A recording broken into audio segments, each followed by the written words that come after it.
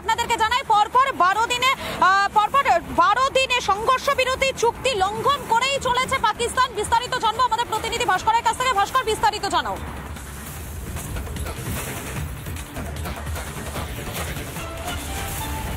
একদমই দেখো মধুকল্পিতা, লাগাতার 12 দিন ধরে কিন্তু বিনা প্ররোচনায় পাকিস্তান সিজফায়ার ভায়োলেশন করে চলেছে, যেটা ভারতীয় সেনাবাহিনীর সূত্রে খবর পাচ্ছি। আবারও নতুন করে কিন্তু কুপওয়ারা, বারামুল্লা, পুঞ্চ, আখনুর, রাজৌরি, মেন্দর, নওশেরা, সুন্দরবনিতে সিজফায়ার ভায়োলেশন করা হয়েছে। পাকিস্তানের তরফ থেকে, ভারতের তরফ থেকে যোগ্য জবাব দেওয়া হয়েছে। কিন্তু তাৎপর্যপূর্ণ অন্য একটা দিক আছে মধুকল্পিতা। দেখো, যেভাবে সিজফায়ার ভায়োলেশন চলছে, গোটা লাইন অফ কন্ট্রোল বরাবর পাকিস্তান সিজফায়ার ভায়োলেশন করছে, এবং যে সেক্টরগুলিকে টার্গেট করা হচ্ছে তার মধ্যে 6টি সেক্টর জম্মুর অন্তর্গত হয়। অর্থাৎ এই যে সুন্দরবনি হোক, নওশেরা, রাজৌরি, পুঞ্চ, আখনুর কিংবা এই ধরনের যে সমস্ত সেক্টর রয়েছে যেগুলো একেবারে এলওসি বরাবর, জম্মুর 6টি সেক্টরে লাগাতার 12 দিন ধরে পাকিস্তান সিজফায়ার ভায়োলেশন চালিয়ে যাচ্ছে। যতবার সিজফায়ার ভায়োলেশন হচ্ছে ততবারই ভারতীয় সেনা যোগ্য জবাব দিচ্ছে, কিন্তু তাতে পাকিস্তান থামছে না। অনেকেই বলছেন পাকিস্তান কার্যত সীমান্তের যে পরিস্থিতি, সেই সীমান্তের পরিস্থিতি যেভাবে উস্কাতে চাইছে সেটা তাদের বিপরীতে যাবে জেনে কার্যত তারা 12 দিনে সংঘর্ষ বিরতি চুক্তি লঙ্ঘন করেই চলেছে পাকিস্তান। কুপওয়ারা, বারামুল্লা, রাজৌরি, পুঞ্চে লাগাতার গুলিবর্ষণ। আর অপরদিকে 7ই মে সমস্ত রাজ্যে মক ড্রিলের নির্দেশ দেওয়া হয়েছে। সিভিল ডিফেন্সকে মক ড্রিলের নির্দেশ, রাজ্যগুলিকে কেন্দ্রের অ্যাডভাইজারি। আপাতত ধন্যবাদ ভাস্কর এবং পিঙ্কি দুজনকেই।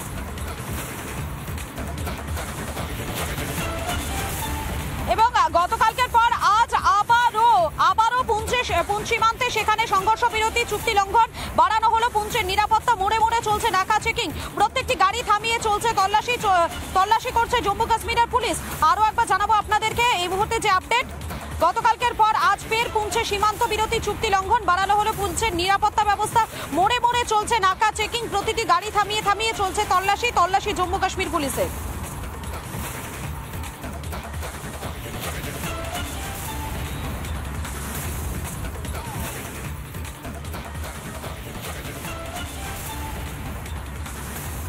পাকিস্তানকে শুকিয়ে মারতে একের পর এক পদক্ষেপ আর একের পর এক বাঁধ বন্ধের নির্দেশ দেওয়া হচ্ছে ভারতের পক্ষ থেকে, যার ফলে এই মুহূর্তে পাকিস্তানের শুকিয়ে যাওয়া অবস্থা দেখুন একবার।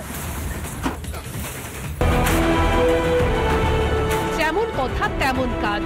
ভারতের সঙ্গে শত্রুতা করার ফল এবার তিলে তিলে ভোগ করবে পাকিস্তান। এক ফোঁটা জল চাইবে, কিন্তু সেটাও পাবে না ইসলামাবাদ। সিন্ধু জলবন্টন চুক্তি স্থগিত রাখার কথা আগেই ঘোষণা করেছে ভারত। এবার চেনাব নদীর জল আটকে তার বাস্তব রূপ দিতে শুরু করলো দিল্লি। প্রথমে বাগলিহাট বাঁধের গেটগুলি বন্ধ করে দেওয়া হয়, এবার সালাল বাঁধের গেটও বন্ধ করছে ভারত। এতে জলস্তর ব্যাপকভাবে কমছে চেনাবে। এর ফলে পাকিস্তানের পাঞ্জাব প্রদেশে ভয়ঙ্কর জল সংকট দেখা দেবে। চেনাব নদীর জলই পাকিস্তানের পাঞ্জাবের প্রধান কৃষিভিত্তিক অঞ্চলগুলিতে সেচের জন্য ব্যবহৃত হয়। তাই জলপ্রবাহ কমে গেলে তা ভয়াবহ প্রভাব ফেলবে সে দেশের ফসল উৎপাদনে। ইতিমধ্যেই ভাইরাল হয়েছে পাকিস্তানের শুকিয়ে যাওয়া চেনাবের ছবি। কিন্তু এখানেই শেষ নয়। সূত্রের খবর, ঝিলামের কিষান গঙ্গা বাঁধেও একই ব্যবস্থা নেওয়ার পরিকল্পনা করছে সরকার। পাকিস্তানকে আর কোনোভাবে রেয়াত করতে রাজি নয় ভারত। সিন্ধু জলবন্টন চুক্তি স্থগিত রাখা নিয়ে মোদী সরকার যে পিছিয়ে আসবে না তা ইতিমধ্যেই পরিষ্কার হয়েছে। বরং কাশ্মীরে স্থগিত থাকা জলবিদ্যুৎ প্রকল্পে নজর দিতে চায় সরকার। দ্রুত কাজ শেষ করতে চায় কেন্দ্র। শাহর নেতৃত্বে চলতি সপ্তাহে বৈঠকের সম্ভাবনা। গতি পাবে 6টি বড় জলবিদ্যুৎ প্রকল্পের কাজ। সিন্ধু চুক্তি আর কোনো বাধা নয়। পাকিস্তানকে তথ্য দেওয়ার দায় নেই আর।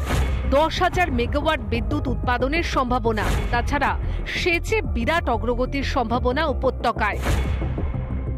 এদিকে সিন্ধুর জল বন্ধ হতেই ছটপটানি বেড়ে যাচ্ছে পাকিস্তানের। ফের হাস্যকর আস্ফালন উড়ে আসছে সীমান্তের ওপার থেকে। খোয়াজা আসিফ বলেছেন, যদি ভারত সিন্ধুর জল আটকানোর জন্য বাঁধ নির্মাণ করে তাহলে পাকিস্তান তা ধ্বংস করে দেবে। এমন কোনো প্রচেষ্টাকে ভারতের আগ্রাসন হিসেবে দেখবে পাকিস্তান। আসলে সিন্ধুর জল বন্ধ হলে পাকিস্তানের জল সরবরাহ ব্যবস্থাটাই ভেঙে পড়বে, শুকিয়ে মারা যাবে সে দেশের বিরাট অংশ, ভাতে মরবে পাকিস্তান। তাই এত ছটপটানি শাহবাজ শরীফ, খোয়াজা আসিফদের। রিপাবলিক বাংলা।